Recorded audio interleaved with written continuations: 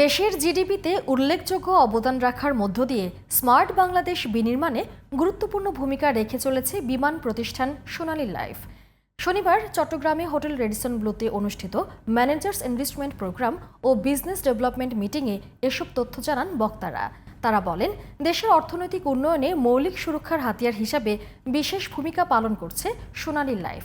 চট্টগ্রাম থেকে তৌহিদুল আলমের রিপোর্ট, জানাচ্ছেন জামান আশরাফ।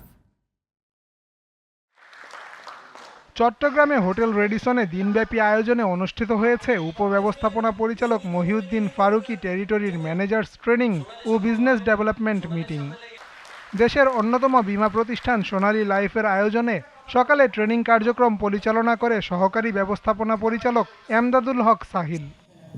আজকে আমাদের যে বিকালে উপব্যবস্থাপনা পরিচালক মহিউদ্দিন ফারুকীর সভাপতিত্বে বিজনেস ডেভেলপমেন্ট বিষয়ক সভায় প্রধান অতিথি ছিলেন সোনালী লাইফের পরিচালক শেখ মোহাম্মদ ড্যানিয়েল।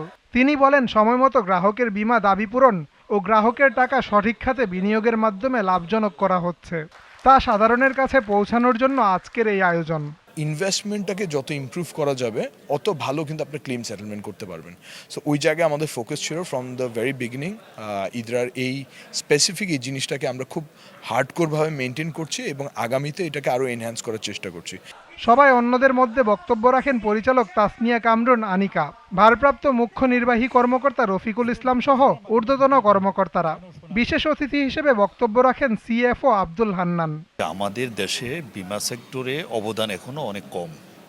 আমরা কিভাবে অর্থনীতিতে আমাদের বাংলাদেশের ইকোনমিতে জিডিপিতে কিভাবে অবদান রাখতে পারি, আমরা আরও কিভাবে এখানে কর্মসংস্থান জোগাড় করতে পারি। সোনালী লাইফ জুলাই পর্যন্ত প্রায় 178 কোটি টাকা বীমা দাবি পরিশোধ করেছে।